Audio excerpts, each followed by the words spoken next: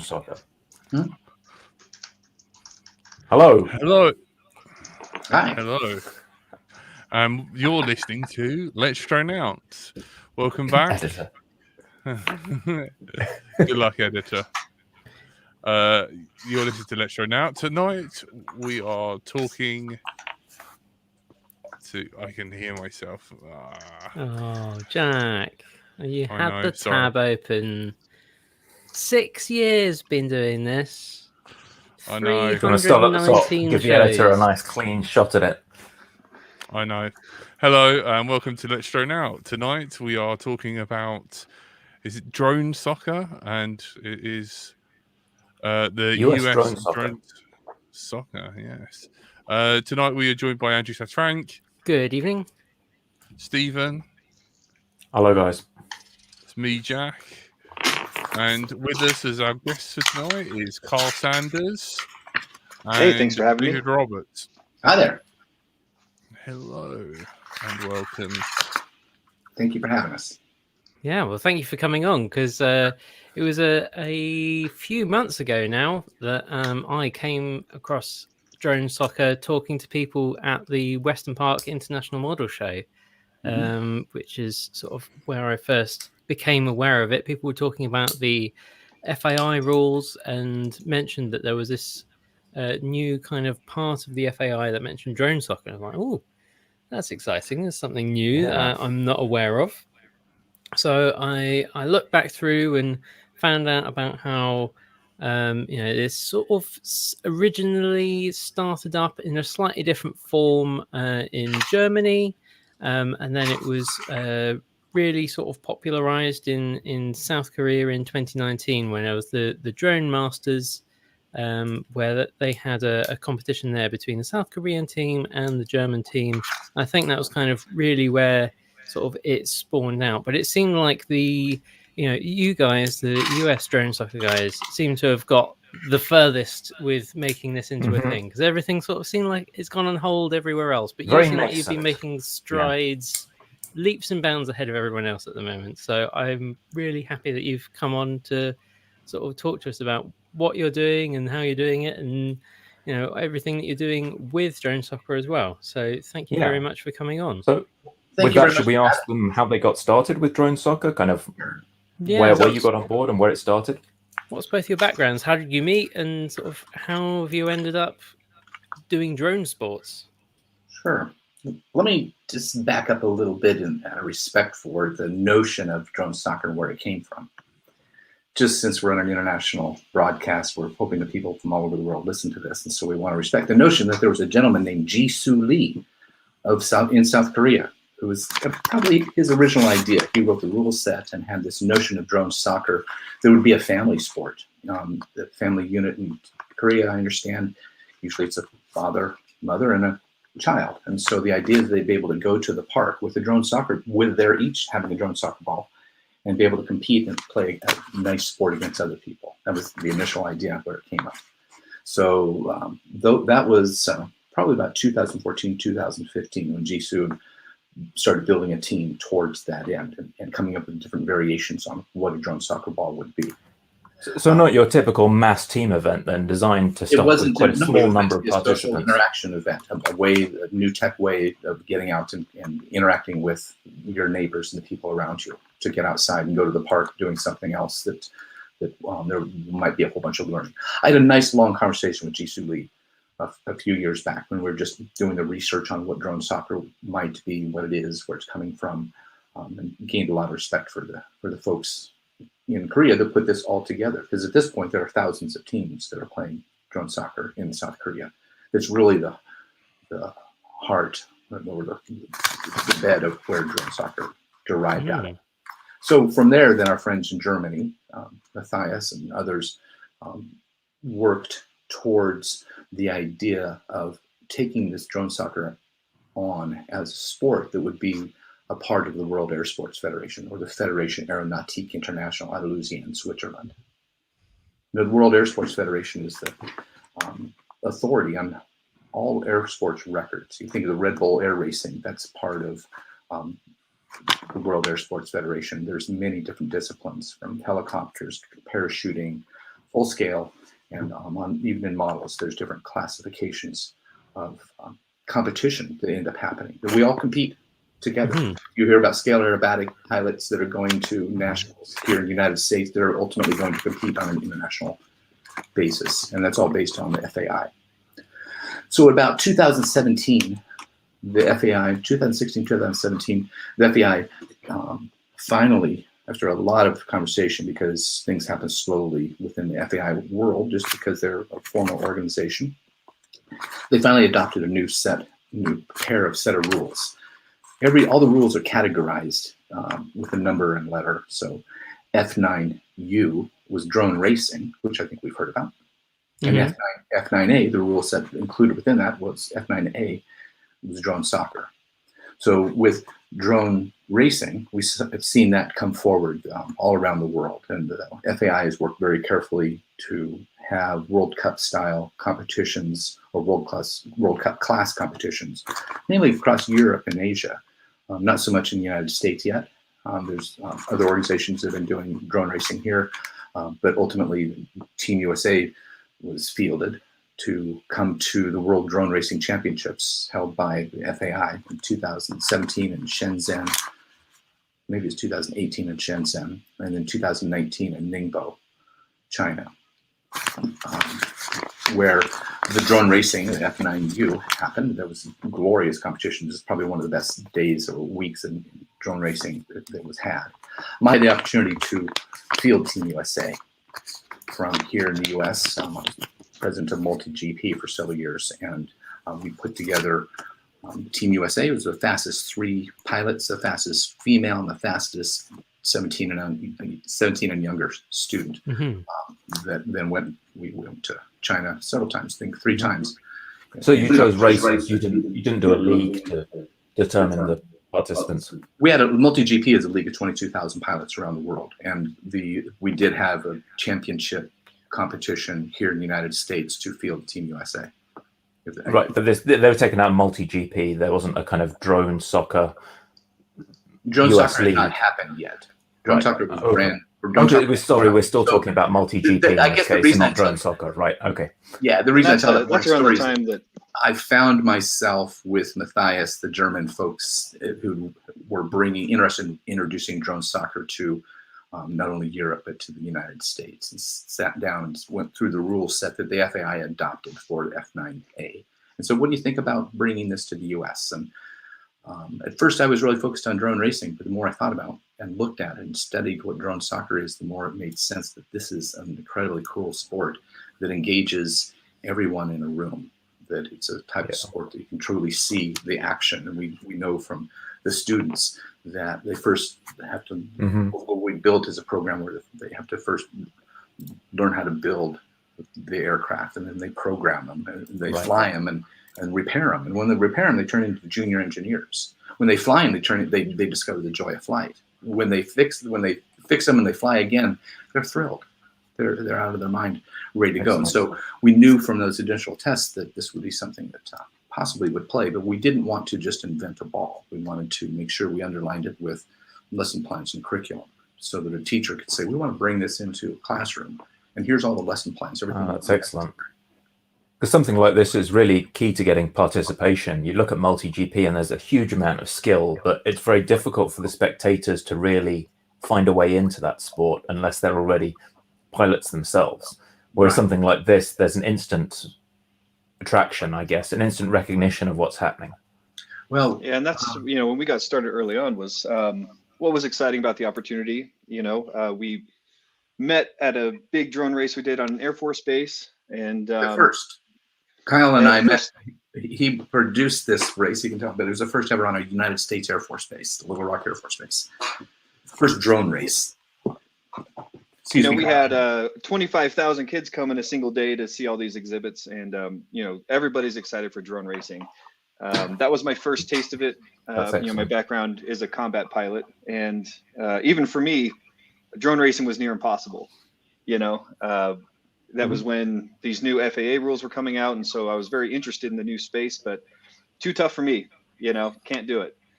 Great if you're a teenager, got those reflexes. Right. So when he told me about drone soccer, I said, no, that is something that I think could really bring a ton of people into the community, into drone sports, into drones in general. And here in the U.S., the foundation of every sport is the middle and high school athletics programs that are paid for by the school systems. So we looked at rolling out drone soccer in that way, create this foundation of students all across the country who are eager to play the sport, and then they will grow into our professional and international players here in the next couple of years. Great. I imagine it probably is a lot more appealing to schools that they're flying around with something with a nice hard plastic case around it instead of just exposed props as well. And so you'd be a little more inclined to let your kids fly those around a gymnasium than take a 5-inch race drone and rip one of those around. Yeah, and I'm not sure what your flight rules are in the UK with respect to drones, but here the FAA has been really cracking down.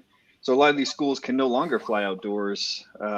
They have a lot of restrictions on getting teachers licensed before they can even teach drones, and it's a challenge. Drone soccer is an indoor sport. It's inside a netted arena, so it's safe. The drones themselves are in a cage, so you can literally grab them with your hands. And they're less than 250 grams. So we're below the limit of 250 grams for registration. Makes it a lot easier to bring it in. Yep. So schools can adopt it without any experience. Easier to get those parental consent forms, all of that good stuff. That's right. I mean, the other thing in terms of sort of making an event easy to organize, or not necessarily an event, but having a group of people together and flying something. I mean, with the FPV racing, the contention of radio is a big problem. But with the drone socket, it seems like it's all line of sight, so you're not worried about sort of video clashing into each other. Is that right? That's correct. The 5.8 signal on the FPV feed can be a challenge. So there's going to be a limit to the number of people that would participate. We do actually see that eventually there might be an FPV version. I have one of our balls here, and I think Kyle has one where we can put cameras onto them. We can talk a little bit about the aircraft themselves later, but right now it is totally line of sight. And so there isn't a radio challenge. We could get hundreds of balls up in the flying potentially at the same time, because it's all line of sight and with radio control. It's radio and the FPV, it's radio and first person video. So would that also serve pretty well to get people their kind of flying credentials if they want to get a cert at the end of it, so that they're legally approved by whatever model flying association you have in the US? Typically those credentials are line of sight, right? Well, there's a couple of layers to that. To initially get the credentials, one thing that we do within the programming of it is to jump right into the midst of the aircraft as a flight controller. So we have it pre-programmed so that the aircraft won't tilt over more than 20 degrees, so that its throttle's capped, so that it will allow success for the first student when they first begin to fly it. So you have an easy mode. It's fully programmable. You get beta flight, so it's open source, fully programmable, where they can then adjust the tilt, they can adjust the parameters, they can make it really a screamer. But initially, it's set to fly. One of the things that we've done at US Drone Soccer is we have worked very carefully with the Academy of Model Aeronautics, the AMA. They are our partner in bringing this sport across to the United States, all across the United States, but also they are our partner with the FAI. They are a subset of the FAI. So that allows us to have the students go from local play, regional, national competitions onto World Cup plays. But we will have national, international competitions. But with that, then, we also, part of the membership program within US Drone Soccer is that we provide membership to the AMA for every single student. So they begin their career, if you will, in drone soccer in a culture of safety that the AMA is providing. And also the AMA provides a lot of leadership in Washington, D.C., not fighting against the FAA, but working with the FAA on the rule sets that are coming out. The third leg of that stool is a part of our education piece, is professional development, where we are able to provide training to the teachers where they can go through our professional development program and ultimately get their 107, which the 107 in the United States is an individual would take the Part 107 test, which is for unmanned aircraft. They they pass that test, and then they are granted a license to fly unmanned systems. It's your formal pilot's license. For flying aircraft. So we totally have an on-ramp towards that. That's great. And I imagine because there's no FPV, they don't need to worry about a ham radio license either, right? Because that could be a big deal in the US. Right. Right. And we work, here in the US, I work with some state level aviation programs. And the hard thing is getting kids in the door. They don't necessarily know about aviation jobs or UAS jobs. They're, it's tough to get them to sit down and take a professional 107 license course. Right. This is something that gets new people into the door, gets them excited about drones with something that they can pick up pretty quickly and have fun on a team. And then once you get them in, you can then move them into more industry or, advanced courses. So this is kind of that opening of the pipeline. We see a lot of adoption with middle and high schools, from Right. 12 to 16, get them in. And then once they turn 16, they're eligible for that professional license. Yeah, it's easy to forget, I guess. I'm kind of been in IT for 20 years now. When I was a kid, I could go to some school fair where people were selling PC parts and go put a computer together and learn about it. But these days, everything is just a glued slab that doesn't really give you an on-ramp to learn about what you're using. And this is a really nice way to allow kids to actually see it's not magic and it's just a bunch of components and you can slot them together and solder a few wires, write a little bit of config and you're in the air, rather than it just being, you buy this $1,000 box and if you break it, you've got to spend another $1,000. It's a really nice way of showing them. I'm looking at the chat and it seems that maybe we want to take a step back and describe what drone soccer is, how the game plays. Absolutely. Let's do it. So Kyle, do you want to go after it? Do you want me to? Yeah, absolutely. So drone soccer is a team sport. It's played 5-on-5 in the full scale games. I grew up playing ice hockey, so I would have called it drone hockey, but the South Koreans named it because it is a full contact sport. They're surrounded by a plastic exoskeleton, and these drones are crashing into each other on purpose. There is one drone on each team that is specially marked as the striker. If that drone gets through the opposing goal, that's a point. And all the other drones are defending and blocking to allow their drone to score while blocking the other team's striker from scoring. So it's very dynamic. You have scoring at both ends of the arena. And once a team scores, they have to retreat back across the halfway point, and then they can attack again. So you have 3-3-minute sets with a lot of action happening. And then in between those sets, these students run and quickly repair the battle damage and the wear and tear that these drones get as they're crashing into each other. So it's a lot of fun. There's a lot of complexity to the game. Once you start playing full scale, you can imagine there's plays and strategies, and there's also two sizes of drones. We are introducing a smaller size in the US. It's 20 centimeters. So it's the smaller category in the FAI's rule sets. Yep. Basically a 3-inch Cinewhoop core. But then there's also the larger 40 centimeter side, which is a 5-inch quad core. So that's what you're seeing a lot in South Korea, is that larger size. Right. What's the play area? Give us an idea of the space that these are occupying. Yeah, on the small size, it fits in any classroom or gymnasium. It's 3 meters by 3 meters by 6 meters long. Oh, that's small. That's a lot of action. 10 feet by 10 feet by 20 feet if you're American. I was going to say, you didn't even give us inches. You gave us full-on centimeters. Well, we know Good that is part of our. We have worked very carefully with the World Air Sports Federation and the AMA to make sure that everything we're doing is fully in compliance with the FAI rules, the F9A rule set. So we're going to be familiar with that as much as possible. And it means if the kids are going to aeronautic engineering, then that's nice and transferable as well, right? Because so I want to do a little show and tell. I realize that this is a video and stuff, but maybe please. Here's one of the drone soccer balls, right? And I want to point out that when we say it's 3-3-minute sets, they take a minute to fix it. If I just take this ball and crush it, look at it, just crush it. Boom. What is that thing made of? That is just springy.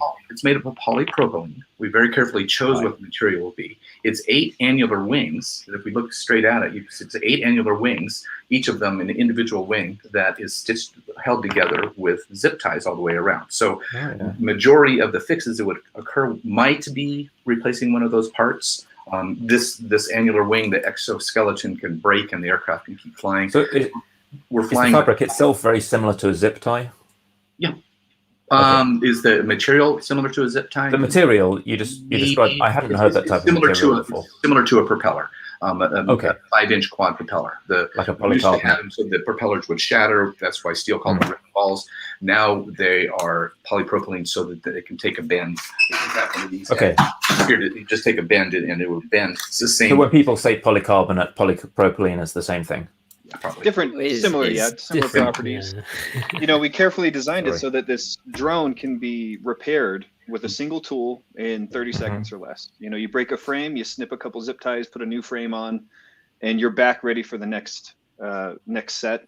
Your propellers, everything on the drone, a single driver can do that. So you're seeing these students smash a drone, run over, and 1 or 2 minutes later they're ready to get back in the game.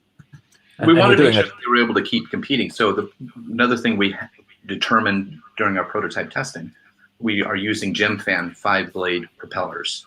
So we found that, remember, it's just a game, and it's 3-minute sets. So if one of the propellers breaks, one of the blades breaks on a propeller, the thing comes flying. You can lose we've seen losing 2 blades on one propeller, and they keep flying because they have to make it through the end of the set, right? So you're defending, you can still, it's not the best, there's a lot of vibration, but then they can stop, make that rapid repair, and then get back flying. That is impressive. So the arena itself, I mean, I've seen a video by Mountain Country Radio that they posted on YouTube of your arena. That looks a very, very fancy thing. This isn't just like a bit of netting around some scaffolding. You've got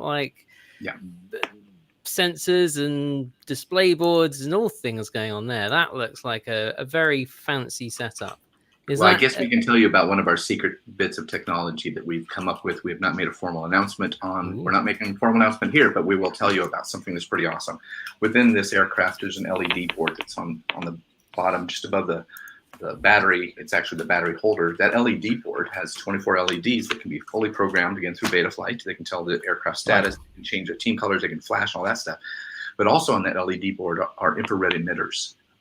We have a scoreboard that when the goal is 40 centimeter internal, but there's a scoreboard that when the striker, the aircraft that's been designated as the aircraft that can score for that team, when that striker goes through the scoreboard, through the goal, it has infrared receivers. So it's an automatic scoring technology that we are perfecting, and we expect to have it so it'll completely feed our scoring system. One thing I noticed because I skimmed the rules, and it mandated, size, the voltage, but it also mandated the number of LEDs on the craft. So that's a part of the rules itself, that you need a certain number of LEDs on there. Yes, this is an FAI compliant race drone. It has 40 LEDs on it, similar to them. They have to be able to be programmable on the fly so that this team assignments can be made. And we wanted to make sure we built that into the programming aspect of these balls, because it's part of dealing with systems, part of understanding systems and multiple systems, and it's part of career and technical education. When a student understands that it's good to get the propellers right, the flight controller set, the thing built, they're getting an A in each of these courses. So they begin to understand that as a matter of due course, they should just get an A. They should do well in each category. And that's the inspiration under the hood that we're looking to do. And we've seen it happen. The kids get really excited about it. It's like, oh, we got to make everything perfect. Well, that really is going to spread into the rest of their education, how they tackle any one classroom or any one class. That's just a lot more interesting than plugging something into a Raspberry Pi, isn't it? It's a lot better than just like, look, I made my LED flash. Or like, my LED is flying around my head and bouncing off the walls. Wonderful. That is one hell of a blink command. You mentioned at the top of the show about the whole notion of COVID. It's a very sad situation, of course. We continued meeting. We looked at that as a time when there were no expectations, so we could quietly just work on coming up with a proper aircraft and the LEDs and the partnerships with iFlight where we can get these mass produced. And there's a whole list of things that we went down and we just kept meeting on every week. Every day we would continue at US Drone Soccer to build this out. So we thought that was kind of a wonderful quiet time, that we spent that year getting to the point where then we did prototype testing with some of the schools, many schools in Colorado in the United States. That helped us build out to make sure that we come up with the notions like the 5-blade propeller versus the 3-blade propeller.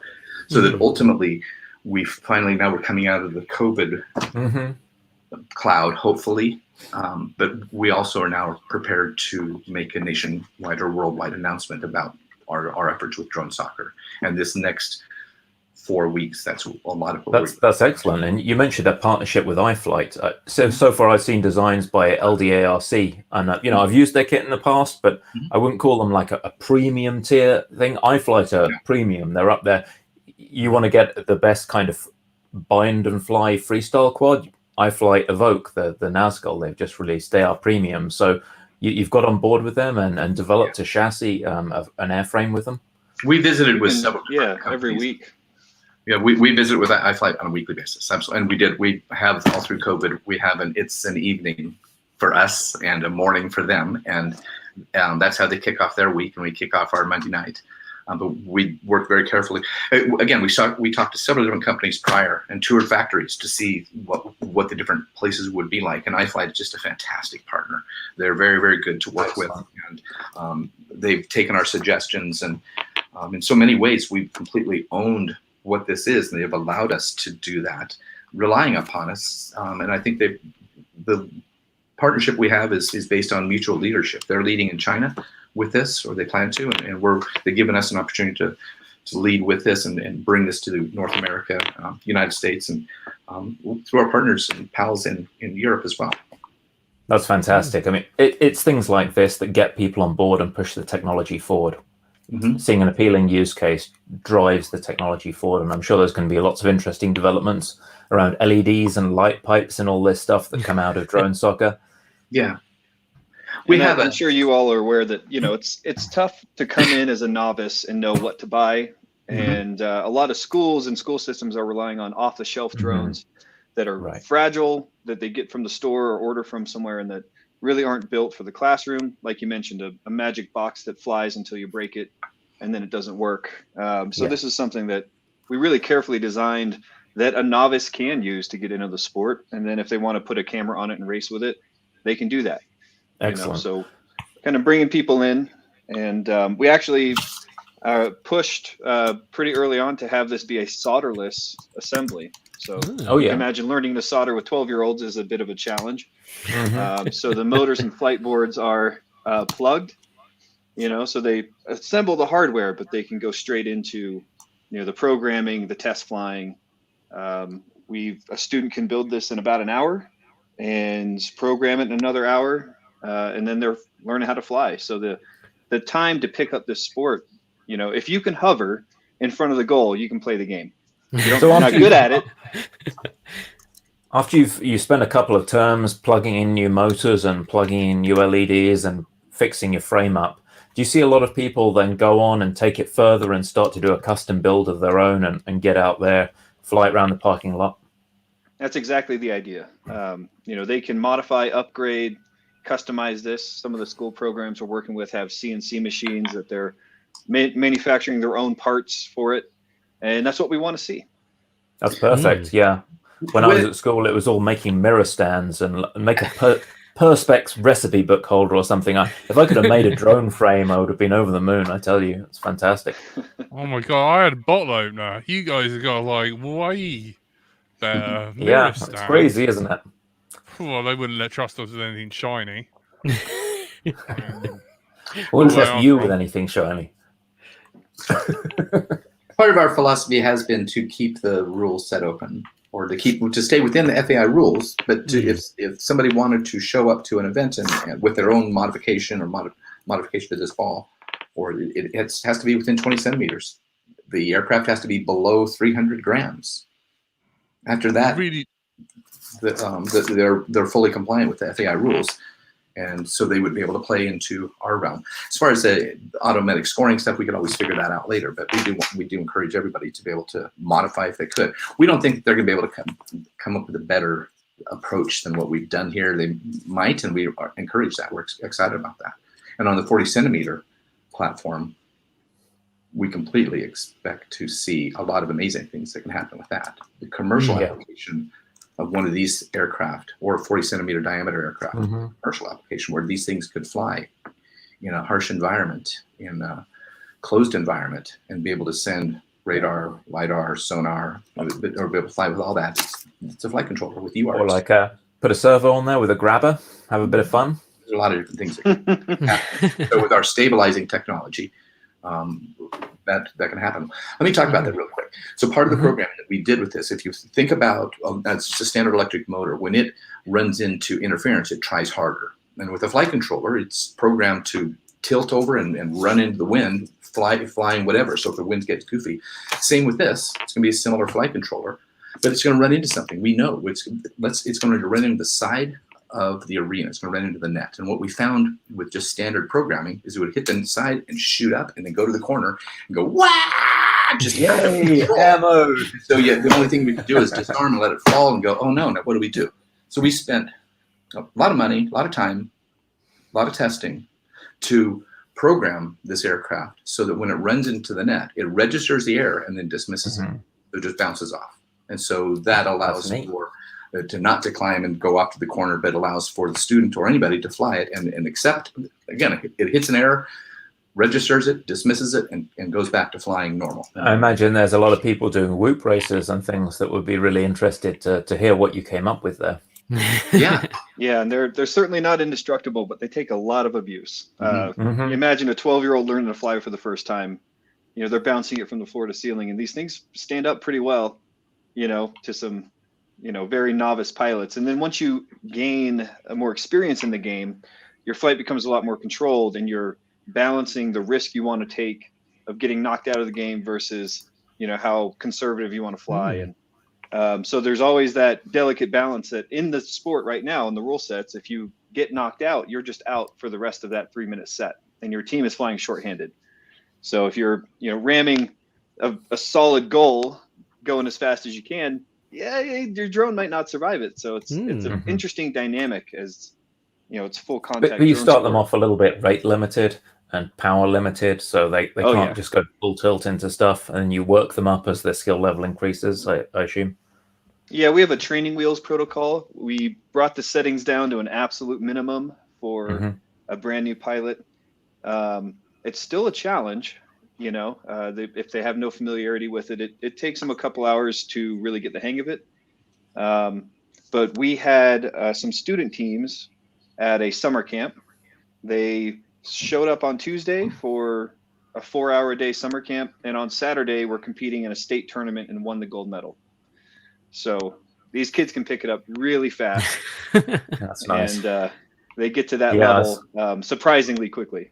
They're learning a lot more than just buying a console on day of release and hiding away for 48 hours until they become wizards at it. It's more of a life skill. We see the future of the pilots flying from the examples from our friends in Korea, where they have balls that are going in a round robin in a defensive mode where they're following each other. It's really crazy to see how much time they must have spent, but the skill level, and we see that our students will eventually grow to have that a similar approach where they're machines together working together. So formation flying and quadcopters. That's just you see a lot of people doing formation flying fixed wing, but I imagine when these kids get out there with multi-rotors in wide open spaces, they'll be able to do some really impressive things. Yeah. Formation flying fixed wing, by the way, is incredibly difficult. Yeah. I wanted to answer a question in the chat. Is there a referee ball that's black and white? I did build a referee ball. This is just a frame, but I put my HD camera on it, and we were using it to get in-game footage. So I wasn't trying to denigrate formation flying fixed wing, by the way. Just more saying that the interesting options with thrust vectoring with a multi-rotor could lead to some interesting fixed wing flying. Sure. Yeah. Absolutely. Yeah. Having done formation fixed wing flying in the Air Force, I can tell you honestly, it was the scariest, most intimidating thing I've ever done. Flying 10 feet away from another plane. Flown in combat. I've skydived. Formation flying was the most intense. What aircraft were you flying formation? Because we have some regular hosts who will be wetting themselves not to being able to speak to you about this, because they are massive formation flying fans. Oh yeah, I mean, everybody in the Air Force trains in formation flying in the T6 Texan 2, which is kind of a modern P-51 Mustang. I went on to fly C-130s, which we do fly formation, tactical low level, and a 300-foot wingspan aircraft. That's impressive. Yeah. It's a big plane. You got to be careful when you're flying formation in a big plane. But yeah, for me, the big element of drone racing that was missing was that team element for me. I've always played team sports.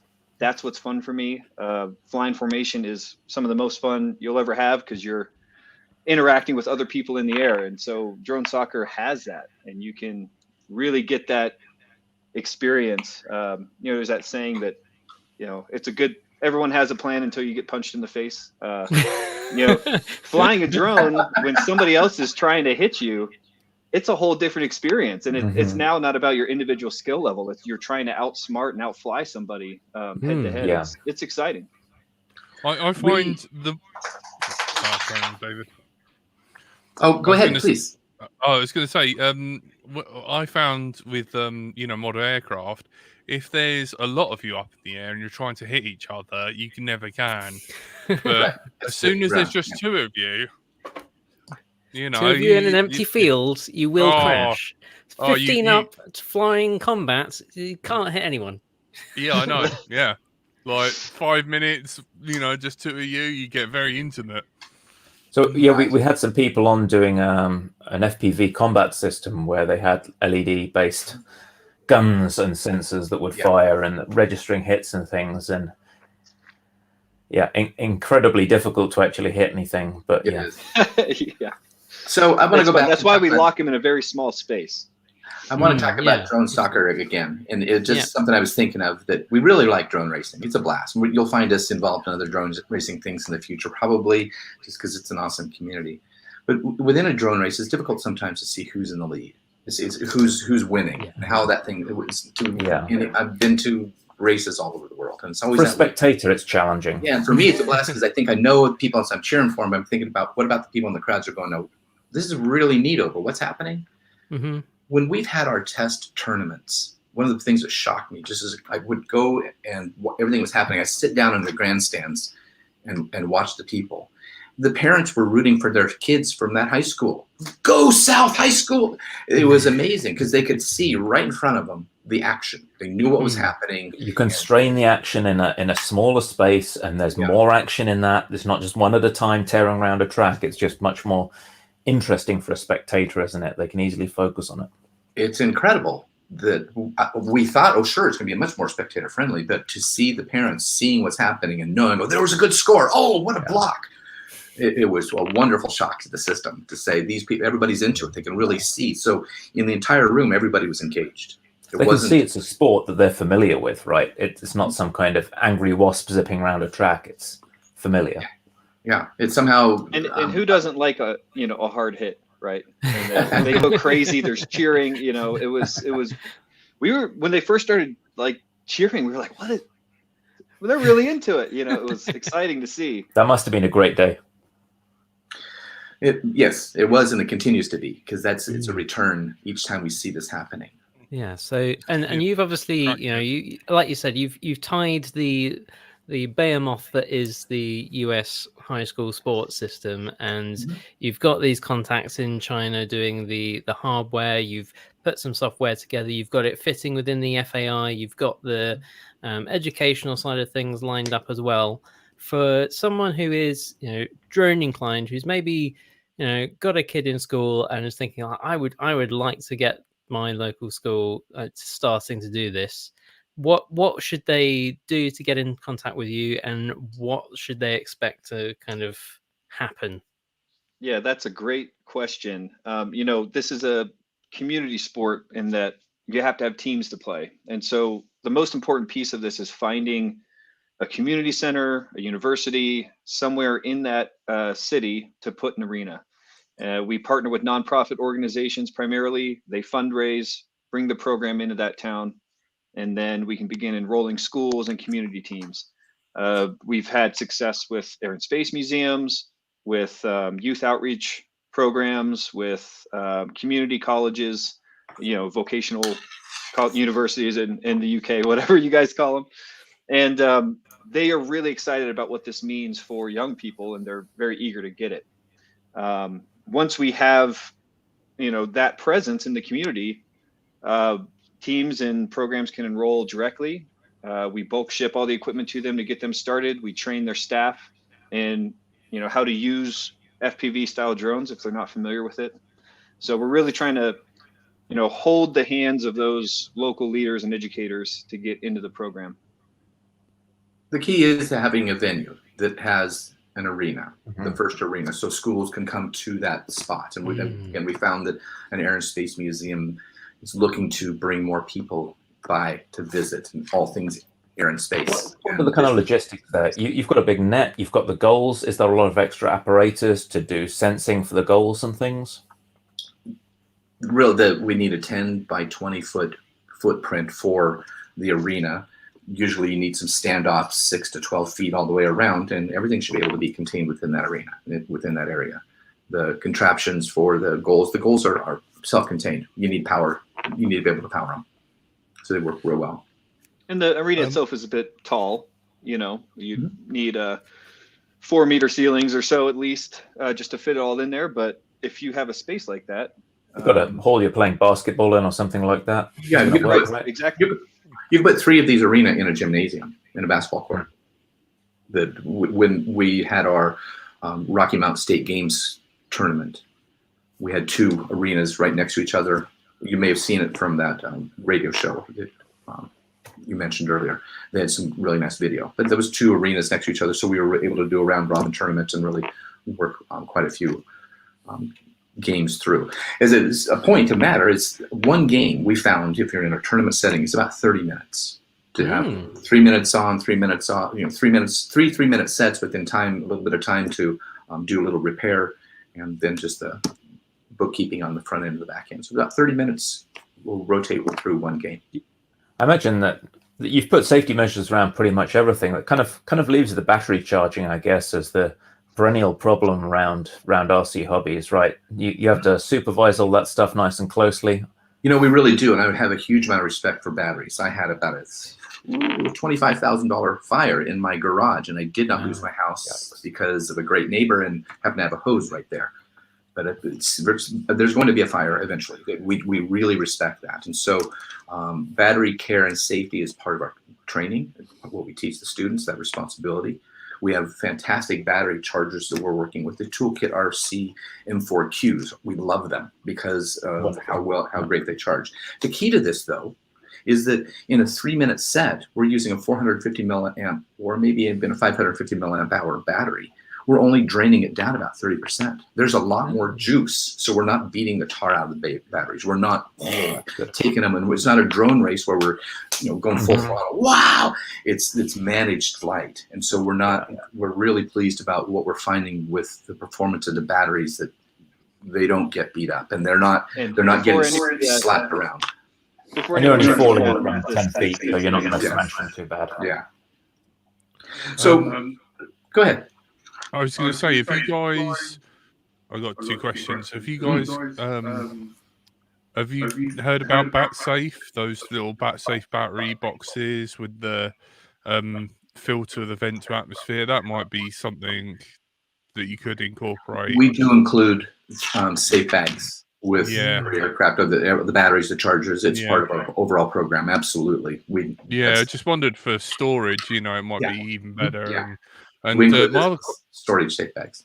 Yeah, my other question is: have you guys considered, or if you? Oh, very, very good, Steve. He's holding one up. Frank owns 2, and I own the extra large one. I think so. Yeah, what is that? Fireproof box. So this is basically a fire retardant charging case, and they've put a little rubber grommet on. So you feed all the cables through a rubber grommet.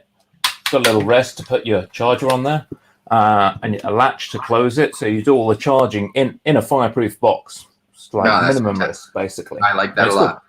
It's hard not to love something like that, especially if we're see magic smoke come blowing out of it. Yeah, they've done some tests where they actually overcharged a battery. They put the charger on lead acid profile and blew a battery up in here and let out a bit of smoke, but it all stayed in the box, and that's the main thing. Awesome. Yeah, and my other question is, I wondered if you guys have spoken to anyone who can implement drone footfall digitally, so that you guys could have a bit of a simulation. It's on our roadmap.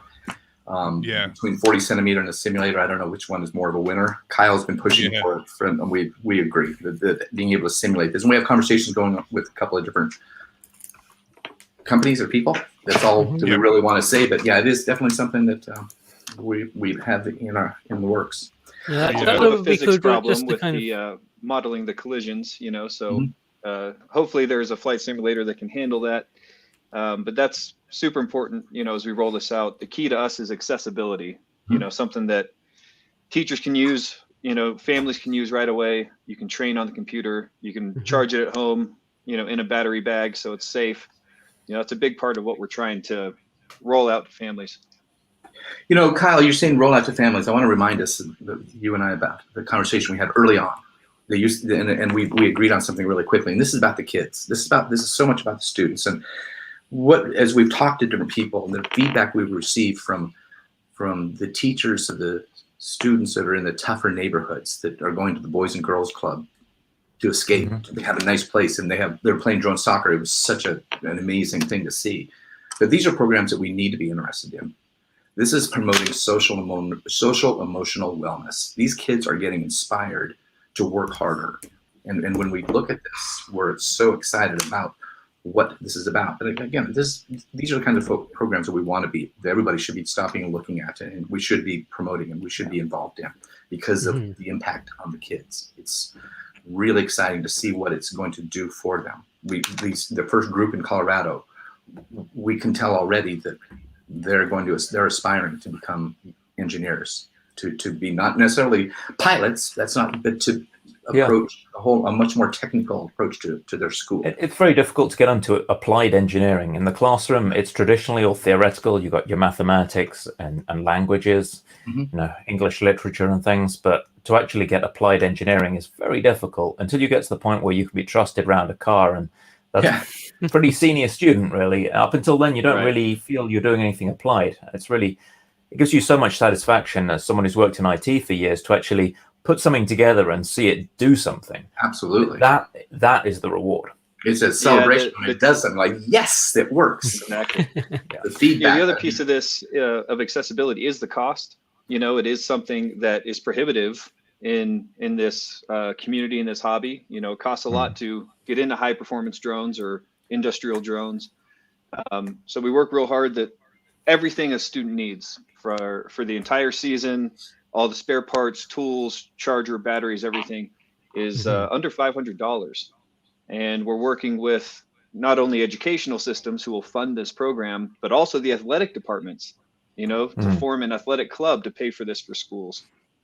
This is a international sport, and pretty soon this will be a varsity sport at the school level that they'll be competing in their school systems with. So by finding avenues of funding to support these kids, we can get them in without them having to go out and spend $1,000 of their own money. Are you helping the school purchasing programs? Like, one thing in the UK that always stuck out to me as a kid was like how little the school manages to get for their money.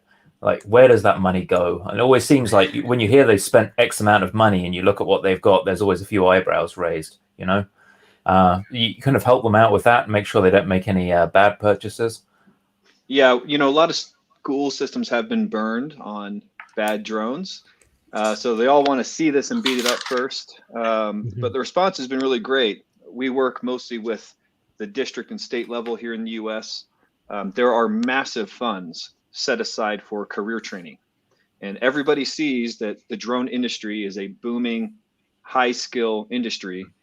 The aviation industry, to go be a mechanic on a plane or a technician or a pilot, has a massive shortage here in the US. So the entire educational system recognizes the value of getting students into something like this. And so we've been successful at getting those funds for the schools, so schools aren't paying for it themselves, really. Right.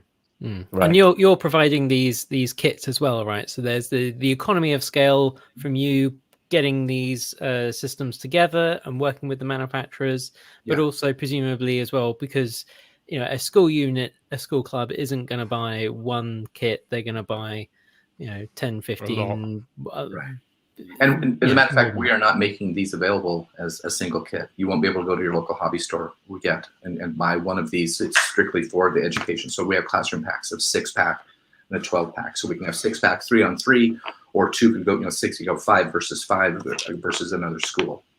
Mm-hmm. So if you want to get your hands on one of these, you would need to go through your local arena, join a team, and order your kit like you would on any other kind of sports team. So it's a bit of a way to encourage the community. I think that's something that the drone community has struggled with, is attracting and bringing in new pilots.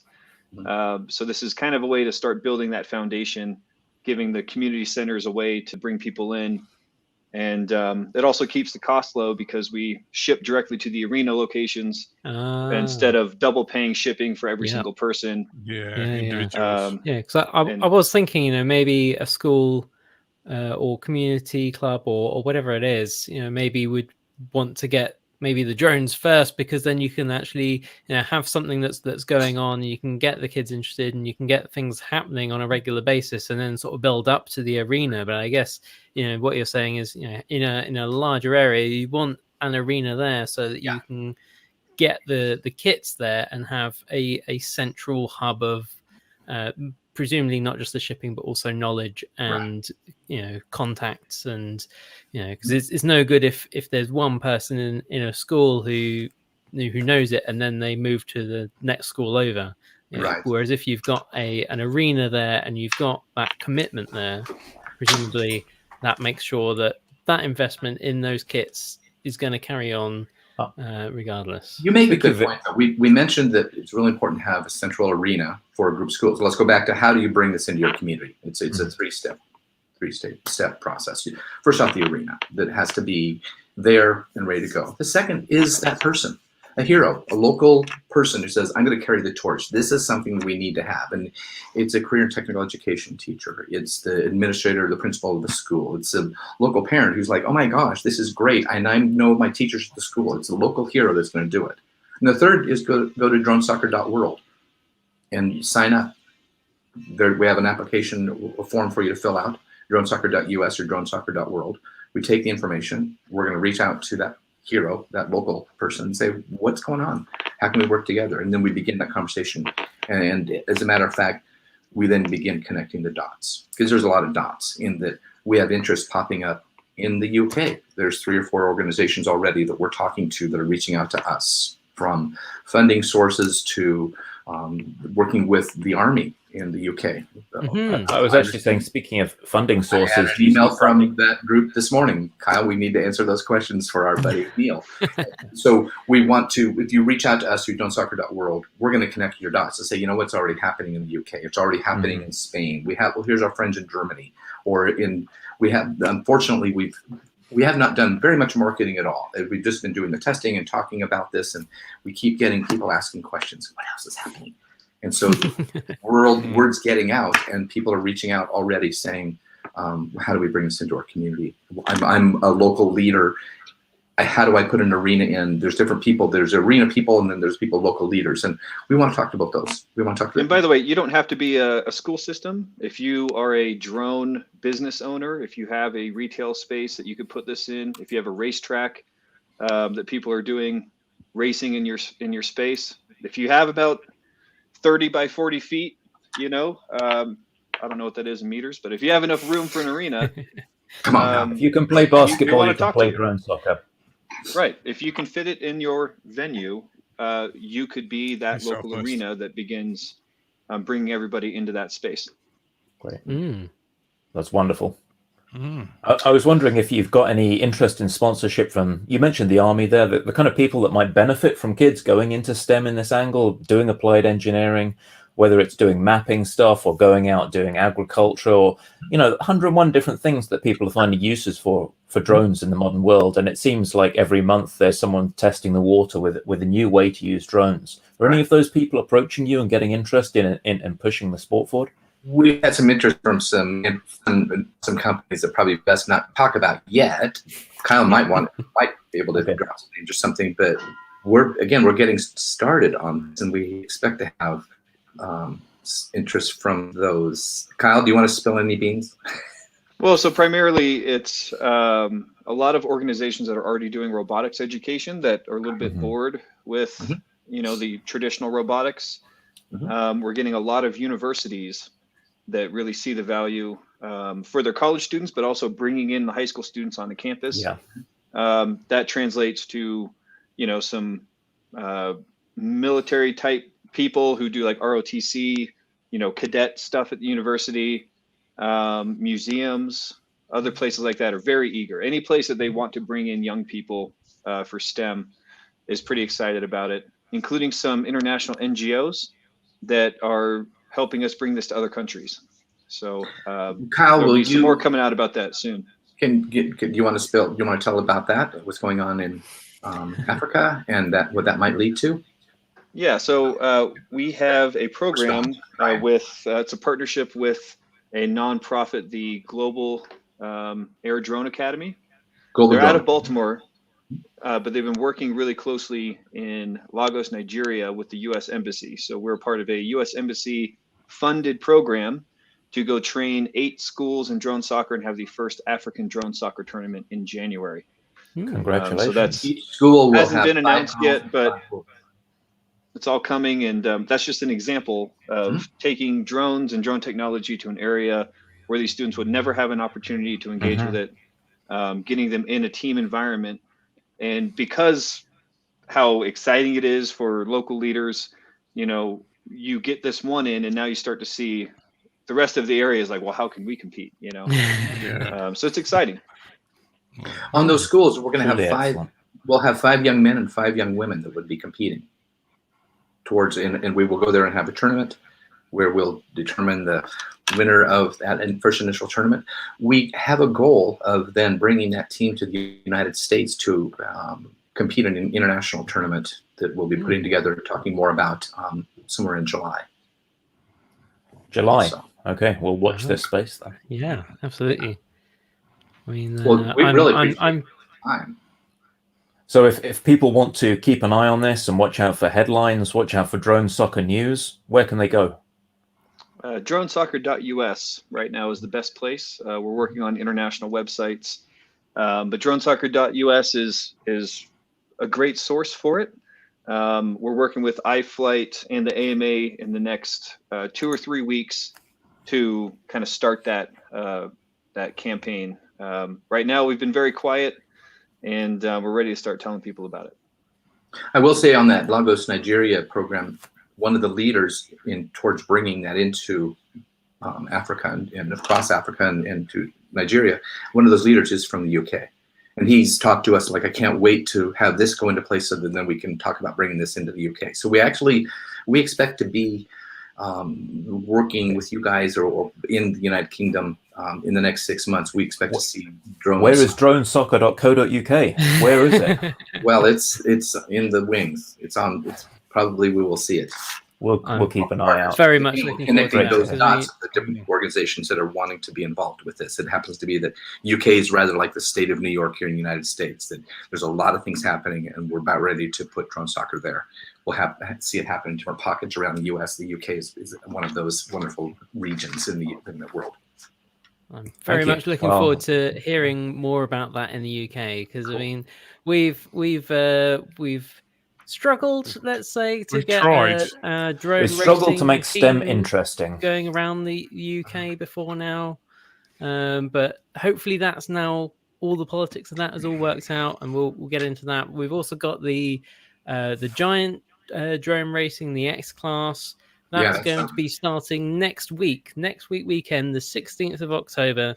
That is going to be our first X class race in the UK. Have you seen one of those beasts fly? They are awesome. Yeah, there's been some friendly matches, I should say, at some various events, but this will be the first proper competitive timed race, and there will also be the beginnings of some wing racing in the UK as well at that event, and that's being put on by Fossil Stuff and the British Drone Flyers, and it's being done at Popham Airfield. So anyone in the UK who wants to go along to that, that's Popham Airfield on the 16th of October. and you can find more by getting in touch with Fossil Stuff, I believe.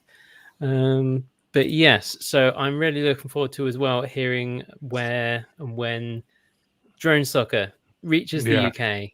'Cause, yeah, up until July, never even heard of it. And well, we'd like to reach out to you when we get there and say, hey, let's talk again. Absolutely. Yeah, let's keep the lines of communication open. It's going to be very exciting to hear you go into your next season. By the sound of it, it's all getting up to speed. Yeah, good stuff. Thank all you. Right. Thank you. Yeah, thank you guys so much. That was really interesting. It might be time to start up Team Poop again, maybe, Frank. The most professional of teams. The British, sponsored by the British Poop Museum, which is fantastic. Kyle, I've got a personal question to ask you. Can I borrow you one evening so that I can get you on a Discord call? Have you ever heard of DCS, Digital Combat Simulator? So these other people that are familiar with the show like to sit there and play it, and feel there. I will pay you to just come on and just be like, you're doing it wrong. You can't fly formation. You suck. So, please. So I am a bit of a gamer on the side. I have a HOTAS, and I like to play flying games because I have 11 years of training in it. It's a bit of an unfair advantage, but it's a lot of fun for me. So, please, school. I haven't seen this one. But yeah, I'd be happy to talk with you guys about some basic tactics. Yes! You don't know what you've started. Oh, mate. Just watching NJ sweat would be amazing. This is fun for me. I like this kind of stuff. Amazing.